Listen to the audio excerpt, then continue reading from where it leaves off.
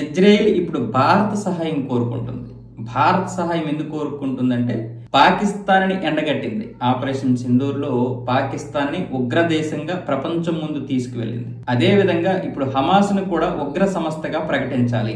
హమాస్ని ఉగ్ర సంస్థగా ప్రకటించకపోతే అది రేపు భారతదేశానికి ప్రమాదమే, ఇజ్రాయెల్కి ప్రమాదమే అంటూ ఇప్పుడు నెతన్యాహే స్వయంగా ఒక ప్రకటన విడుదల చేశారు.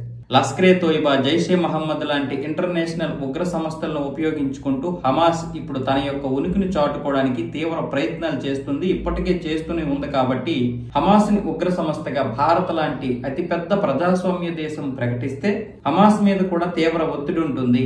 హమాస్ కార్యక్రమాలు కూడా ఆగిపోతాయి. ఇప్పటికే కెనడా, యుఎస్, బ్రిటన్ ఈ దేశాలన్నీ కూడా హమాస్ ని ఉగ్ర సంస్థగా ప్రకటించాయి. భారత్ కూడా ఇందులో చేరాలని నెతన్యాహు అయితే చెప్పడం జరిగింది. 2023 అక్టోబర్ 7వ తారీఖున హమాస్ తన కొరువు తను పెట్టుకున్నట్లయిపోయింది. ఎందుకంటే ఆ రోజు ఇజ్రాయెల్ మీద దాడి చేసి 1200 మంది చావుకి 250 మందిని కిడ్నాప్ చేసి తీసుకెళ్లడం జరిగింది బందీలుగా. అప్పటి నుంచి ఇక ప్రతీకార దాడులు చేసినటువంటి ఇజ్రాయెల్ హమాస్ ని తుదిముట్టించడం, హమాస్ ని పూర్తిగా లేకుండా చేయడమే లక్ష్యంగా దాడులు చేసింది. దాదాపు 64,000-65,000 మంది ప్రజల్ని, హమాస్ లో ఉన్నటువంటి వాళ్ళని అందరినీ మొత్తానికి చంపేసింది ఇజ్రాయెల్.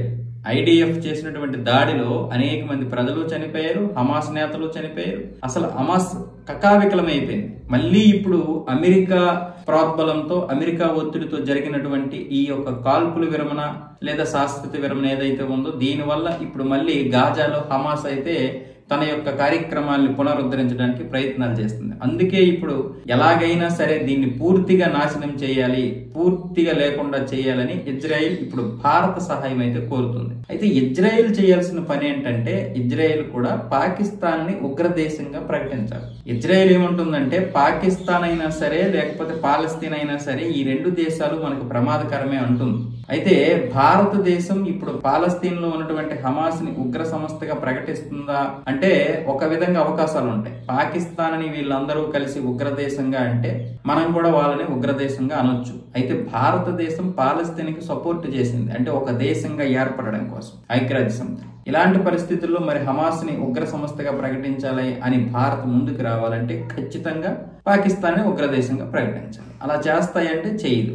ఎందుకంటే అమెరికా మాట వింటది ఇజ్రాయెల్, అమెరికాను కూడా వదులుకోలేదు. అది కూడా వ్యూహాత్మకమైనటువంటి భాగమే. కాబట్టి అమెరికా మాట ఇజ్రాయెల్ వింటుంది. అమెరికా ఎప్పటికీ కూడా పాకిస్తాన్ ని ఉగ్రదేశంగా ప్రకటించదు. ఇప్పుడు ట్రంప్ వచ్చాడని కాదు, బిన్ లాడెన్ దొరికిన సందర్భంలో కూడా పాకిస్తాన్ ని కనీసం ఒక మాట అనలేదు అమెరికా. కాబట్టి అమెరికా విధానం అంతే. ఏ దేశాన్ని పడితే ఆ దేశాన్ని వాళ్ళు ఉగ్రదేశంగా ఉగ్రవాదులు ఉన్నంత మాత్రాన్ని ఈ దేశం మనకి ఏ విధంగా ఉపయోగపడుతుంది, ఈ దేశంతో పక్కన ఉన్నటువంటి భారతదేశాన్ని ఏ విధంగా మనం ఉపయోగించుకోవచ్చు, లేదా చైనాని ఏ విధంగా ఇబ్బంది పెట్టవచ్చు, లేకపోతే ఆఫ్ఘనిస్తాన్ మన మాట వినకపోతే ఏం చేయాలి, ఇలా అన్ని విధాలుగా ఆలోచించి ఒక ప్రకటన చేస్తారు తప్ప ఈ విధంగా చెయ్యాలంటే ఒప్పుకోదు. కాబట్టి మనం కూడా హమాస్ ని ఉగ్ర సంస్థగా చెయ్యాలి అంటే కొన్ని షరతులు ఉంటాయి. దానికి అనుగుణంగానే ముందుకు వెళ్లాల్సి ఉంటుంది.